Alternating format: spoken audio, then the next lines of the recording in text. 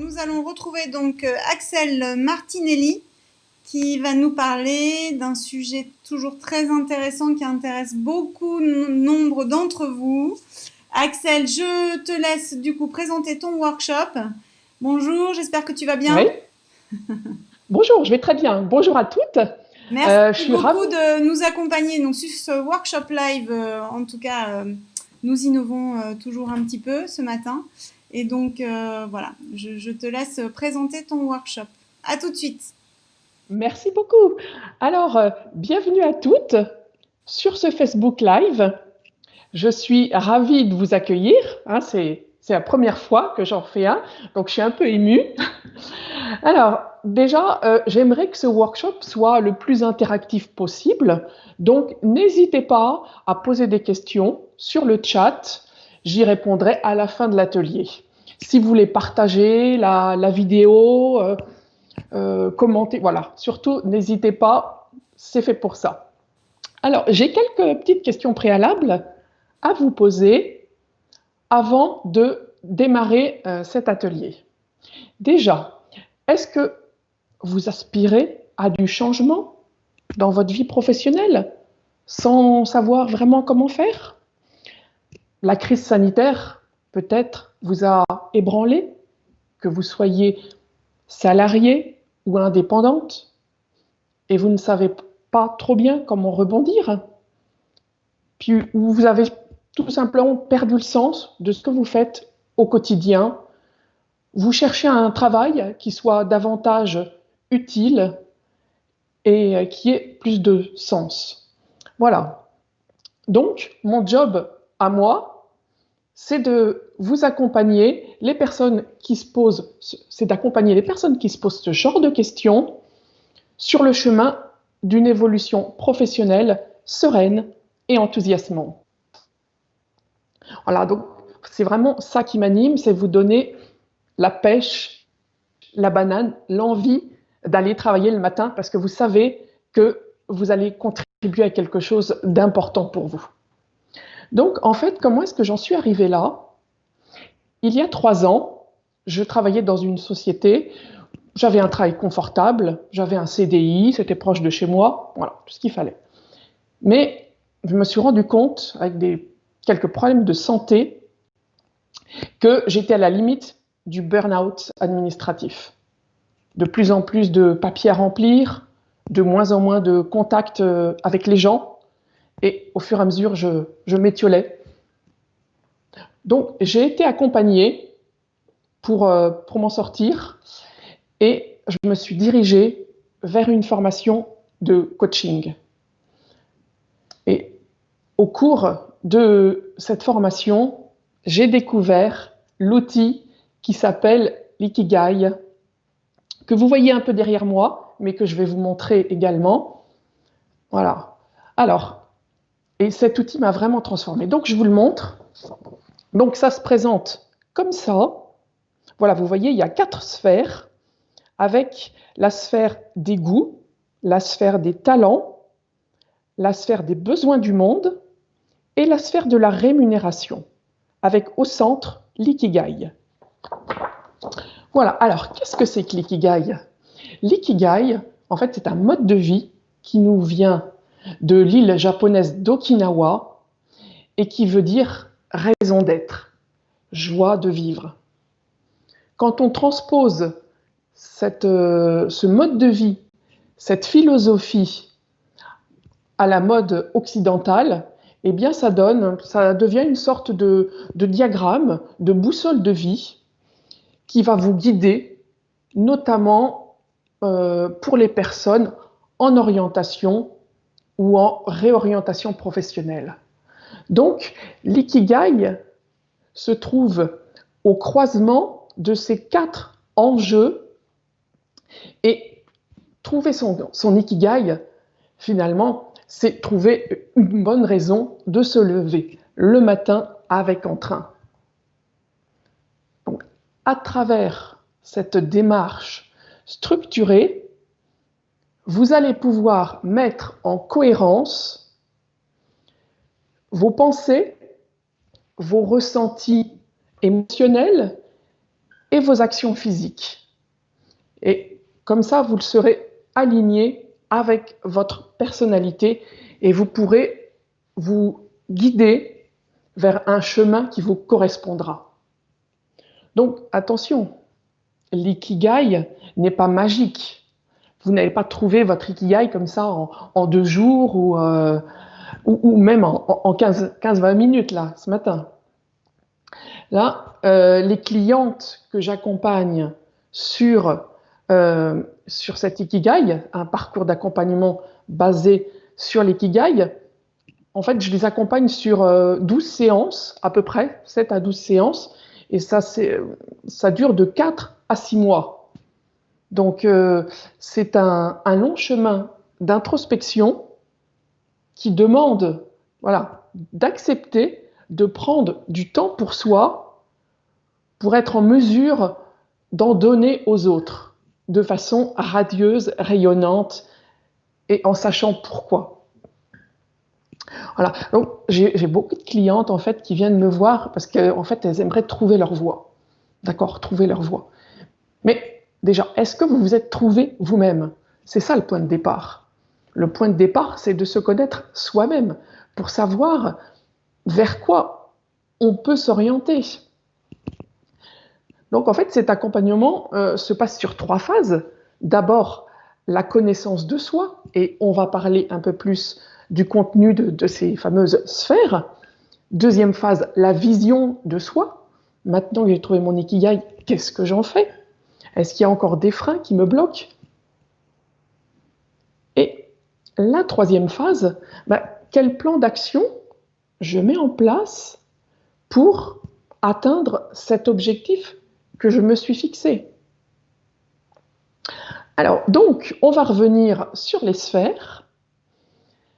La sphère des goûts, parce que c'est très important de commencer par la sphère des goûts, parce qu'il vous fait du bien. Au début, on plonge dans le rêve. Ça permet de se décentrer du mental, et c'est très important de commencer par cette sphère des goûts. Donc, alors, qu'est-ce que vous aimez? Si vous aviez tout l'argent nécessaire, tout le temps nécessaire, pas de contraintes géographiques, qu'est-ce qui vous ferait vibrer? Qu'est-ce que vous feriez avec plaisir, sans voir le temps passer? Voilà. L'idée, c'est pas de de dire, j'aime faire des sports de combat, des sports de compétition. D'accord, c'est bien, vous faites un constat, mais c'est pas ça. Vous allez me dire, c'est pas ça qui va me faire gagner ma vie. Attendez donc un peu. À ce stade-là, vous n'en savez rien. Ce qu'on va chercher, en vous demandant quels sont vos goûts, c'est finalement le pourquoi. Quelle est la motivation qu'il y a derrière ces sports de compétition? On va en sortir, vous avez le goût de compétition, vous aimez les challenges, donc ça, c'est important à savoir. Donc, deuxième chose, est-ce que vous êtes engagé dans une association, par exemple? Est-ce que vous avez des responsabilités au sein d'une association? Pourquoi? Est-ce que si vous êtes présidente, qu'est-ce qui vous anime là-dedans? Et est-ce que vous avez des rêves d'enfance? Est-ce que, quand vous étiez enfant, vous adoriez faire telle chose et finalement, vous avez laissé tomber votre rêve? Et pourquoi? Qu'est-ce qui vous a arrêté? Peut-être qu'il y a eu des croyances qui vous ont limité dans l'exploitation de ce rêve. Voilà, ça c'est la première sphère, la sphère de ce que vous aimez. Ensuite, on va passer à la deuxième sphère, la sphère des talents. Alors, la sphère des talents, très important aussi. Un talent. Alors, est-ce que vous connaissez vos talents? Ou est-ce que quand vous vous dites non, en fait, j'ai pas de talent. C'est pas parce que vous n'avez pas de talent, c'est que vous ne les connaissez pas encore. C'est tellement naturel, facile pour vous que vous ne le reconnaissez pas en tant que talent, ce qui est vraiment dommage. Alors, petit conseil pour vous aider à trouver votre talent, votre ressource, finalement ce qui est inné en vous. Rappelez-vous de la dernière situation difficile que vous avez vécue. Quelles ressources vous avez utilisées dans cette situation qui était peut-être imprévue, qui était peut-être une situation d'urgence? C'est comme ça qu'on repère ses talents. Quand on n'est pas préparé à quelque chose qui arrive et qu'on doit réagir subitement en urgence, là on repère un talent. Autre conseil, demandez à votre entourage, quelle qualité est-ce que tu me trouves? Voilà, les gens seront ravis de vous répondre. Et si vous leur demandez en plus des exemples pour prouver la crédibilité de ce qu'ils disent, là c'est encore mieux. Et essayez de les accepter. C'est pas toujours facile d'accepter les talents qu'on a. Peut-être notre éducation nous a fait dire faut pas se vanter, voilà, faut faire preuve d'humilité. Et maintenant, vous allez l'exploiter. Vous êtes dans une démarche Ikigai, vous allez tenter de l'exploiter au mieux et vous verrez, ça va vous donner une sacrée confiance en vous. Je vous invite à le faire. Troisième chose, et là, on va arriver dans la sphère du sens, la sphère des besoins du monde. Voilà. Alors, le monde au sens large. Le monde, qu'est-ce que c'est? C'est votre entourage. Bien sûr, c'est la société, mais c'est aussi votre famille. Si vous êtes auto-entrepreneuse, si vous gérez une société, ce sont vos clients. Voilà. De quoi ont besoin les gens qui vous entourent? Et en quoi vous pourriez leur être utile?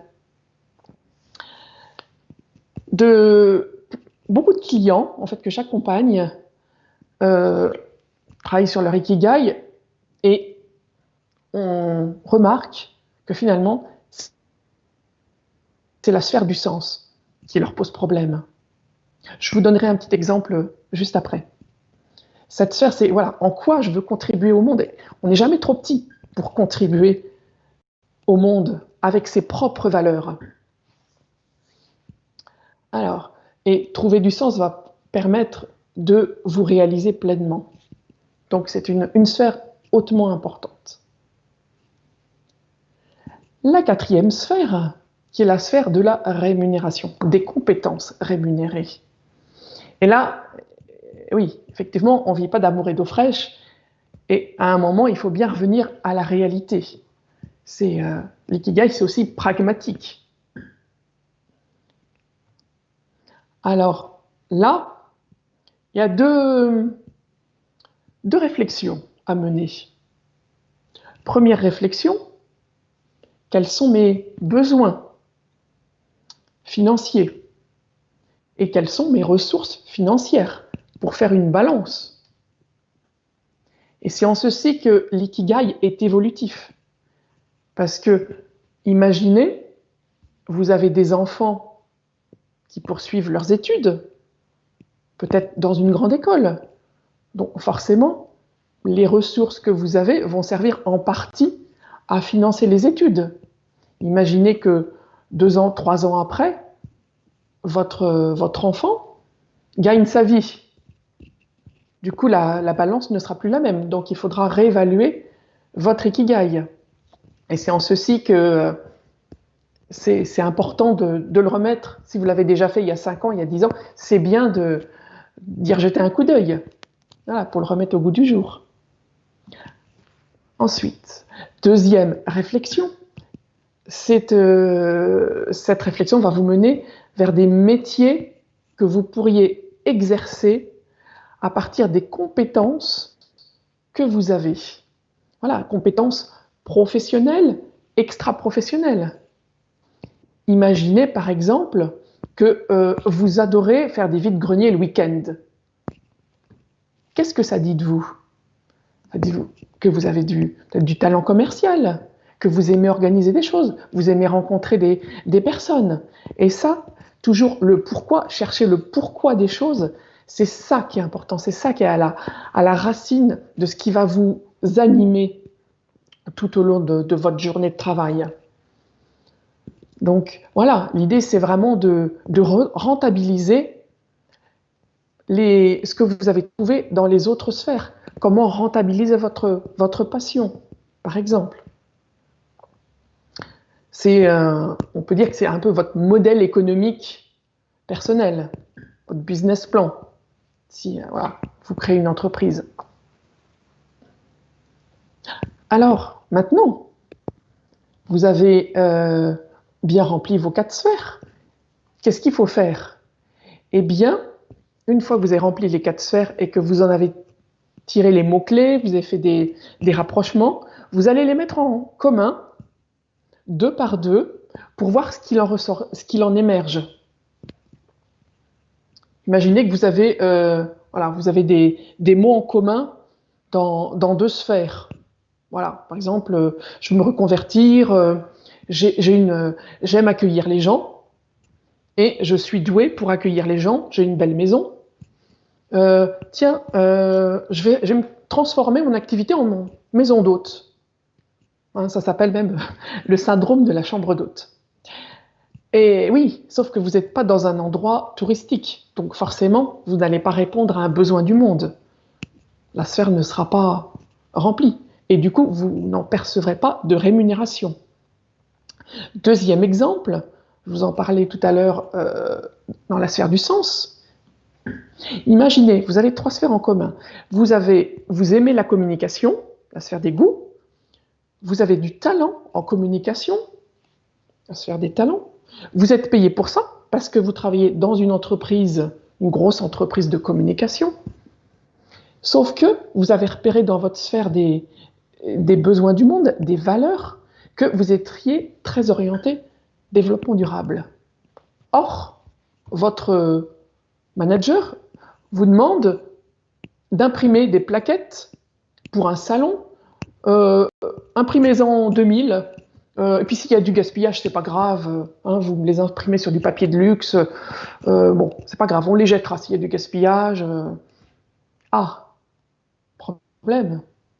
Est-ce que vous allez être loyal à votre manager ou loyal à vos idées, à vos valeurs? Et c'est là parfois qu'il y a un décalage et que les personnes ne se sentent plus alignées avec leur métier. Et ça craque. Donc voilà, c'est souvent un problème de sens, d'utilité aussi. Voilà, donc l'idée c'est vraiment de mettre en commun tout ce que vous avez trouvé dans les sphères pour en tirer des grands pôles, des choses qui vous font vraiment, qui vous animent. Trouvez votre verbe, c'est-à-dire, est-ce que votre verbe, ce serait plutôt transmettre? Est-ce que ce serait conseiller? Voilà, parce que l'ikigai, ça ne va pas vous servir à trouver un métier. Au centre de la rosace, vous n'aurez pas un métier, mais vous aurez plutôt un verbe d'action qui va vous mettre en mouvement. Hein, parce qu'un métier, les métiers, on sait qu'ils changent régulièrement. Donc, chercher un métier, c'est un peu vain. Voilà. L'idée, c'est de trouver quel est le verbe d'action qui va vous mettre en mouvement. Voilà. Donc, transmettre, ça peut être professeur, ça peut être conférencier. Voilà. Du coup, vous avez tout un rayon d'action, hein, et c'est là que vous pouvez vous mettre en marche. Et donc, c'est là qu'on arrive à la deuxième phase. Je vous disais, la première phase, c'était remplir les cercles. La deuxième phase, ok, j'ai trouvé mon ikigai, j'ai trouvé mon fil directeur. Mais maintenant, qu'est-ce que j'en fais? Eh oui, qu'est-ce que j'en fais? Je suis toujours bloquée, en fait. D'accord? J'ai pris conscience de qui j'étais, mais je suis bloquée. Alors, qu'est-ce qui se passe à ce moment-là? Qu'est-ce qui vous bloque? Est-ce que ce sont des croyances limitantes? Est-ce que ce sont problèmes de gestion du risque, problèmes de gestion de vos émotions? Ce sont des peurs. J'ai une cliente qui me faisait part de sa peur de réussir. Ça, c'est quand même, j'ai peur de réussir. Et qu'est-ce qui se passe derrière? Qu'est-ce qui se passe derrière cette peur? Donc, on va détricoter tout ça pour construire quelque chose qui puisse vous donner de l'énergie pour aller en avant. Voilà. Donc, ça va être une sorte de projection dans le futur. Qu'est-ce qui me manque pour réussir? Comment est-ce que je vais mettre à profit ce que j'ai appris sur moi? Voilà. Et donc, troisième phase, le plan d'action. Un plan d'action bien cadré pour avancer sereinement. Plan d'action SMART. Hein, un plan d'action SMART. S comme spécifique. M comme mesurable. Comment vous aurez mesuré que voilà, vous avez atteint votre objectif? Est-ce que vous avez des critères? A comme ambitieux, mais comme acceptable. Voilà. Se mettre quand même avoir un peu d'ambition pour ne pas se démotiver tout de suite. Et ne pas voir réaliser trop facilement, parce que sinon, ce n'est pas motivant. Réaliste, donc pas mettre des marches trop hautes, à l'inverse. Et enfin, temporellement défini, c'est-à-dire quelle est l'échéance que vous vous donnez pour réaliser votre objectif. Voilà. Donc, après le plan d'action, voilà, vous aurez pu la montagne, vous verrez plus le sommet de la montagne que vous voyez en démarrant le coaching, mais l'escalier qui va monter successivement vers votre objectif. Et s'arrêter à chaque marche pour en savourer les bénéfices, ça fait du bien. Et c'est comme ça que j'envisage les choses. Donc, voilà.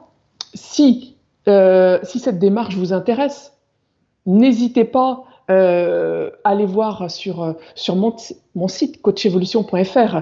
J'anime régulièrement des webinaires et des ateliers en présentiel pour justement aller plus loin dans cette découverte. Axel, merci beaucoup pour cette présentation qui était très intéressante. On a eu beaucoup de réactions, effectivement, des gens qui nous ont suivis, pas forcément de questions en fait sur l'ikigai ou sur effectivement ce que vous proposez. Voilà, donc n'hésitez pas, si vous avez quelques petites questions à poser à Axel, elle peut y répondre, il reste encore quelques petites minutes avant la fin. Oui. Donc effectivement, on vous a remis sur le fil de commentaires votre page que vous avez sur le salon professionnel. Si vous désirez rencontrer ou parler avec Axel directement sur Coach Evolution en individuel, vous pouvez prendre encore des rendez-vous. Je pense qu'il vous reste quelques créneaux. Du coup. Et il reste peut-être 2-3 créneaux. Il reste 2-3 créneaux. Jusque quand? Du coup, jusque jeudi prochain? Alors, j'ai cet après-midi. Je crois qu'il reste une place cet après-midi. Et il reste 2 places, il me semble, mardi matin. D'accord. Ok, super. Donc, ça a bien marché pour vous les rendez-vous. Oui. En tout cas, félicitations. C'est sûr que c'est plus intéressant de vous voir en individuel, mais c'était très intéressant que vous présentiez effectivement votre méthodologie. Donc, on a bien compris qu'il fallait remplir ces sphères au fur et à mesure, en tout cas. Que du coup, ensuite, il fallait évidemment avoir son fil conducteur et passer au plan d'action. Voilà, ça paraît tout bête et tout simple à dire, mais c'est vrai que c'est pas évident quand on est en évolution professionnelle de pouvoir se poser et pouvoir continuer effectivement à évoluer dans son cheminement vers un... Voilà. Si on veut accompagner un ado, comment remplacer la sphère financière? Alors, la sphère financière, effectivement, pour un adolescent, c'est pas toujours facile de faire le point sur ses ressources, ses dépenses. Je reconnais. L'adolescent, il va plutôt s'appuyer sur ses expériences extrascolaires. Qu'est-ce qu'elle lui apporte sur tout ce qu'il peut faire comme bénévolat, par exemple, il travaille dans une association de rugby, il est délégué de sa classe, il est chef scout. Voilà, il fait toutes ces choses, toutes ces actions, ça donne une indication sur son tempérament et sur ce qu'il va pouvoir revendiquer.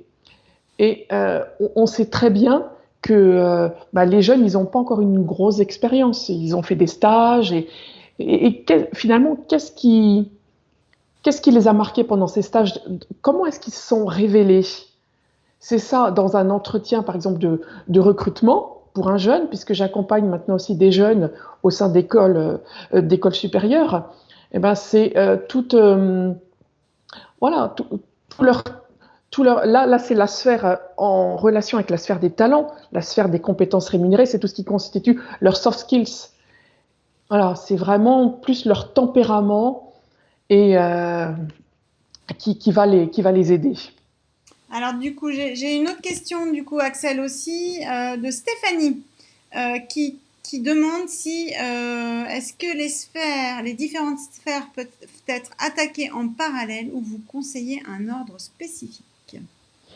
Oui, alors effectivement, je conseille de faire dans l'ordre que j'ai dit. Surtout ne pas commencer par la sphère de la rémunération, parce que là, vous allez vous fermer tout de suite des portes. Je conseille clairement la sphère des goûts pour vraiment ouvrir le champ des possibles et partir dans le rêve. Ça fait du bien de partir dans le rêve, parce que je vois bien, j'accueille des personnes qui sont un peu démotivées, stressées, et commencer par partir dans le rêve pour finalement arriver à la rémunération. Comment est-ce qu'on rémunère tout ça? C'est pour moi l'ordre logique. Ben, merci infiniment en tout cas pour cet éclairage voilà, sur votre présentation. Donc je rappelle qu'on peut encore vous retrouver sur les petits créneaux. Et ben, je vous souhaite une bonne fin de salon, des bons rendez-vous cet après-midi également. Voilà, merci de votre Merci participation beaucoup, merci à au vous. salon en ligne. Et J'espère que votre première présentation s'est bien passée pour vous. oui, oui, ça va. C'était un petit challenge pour moi. Et ben, Mais il en voilà, faut toujours, l'idée c'est de voilà, se c'est mettre aussi le petit challenge de en la action. journée, en tout cas.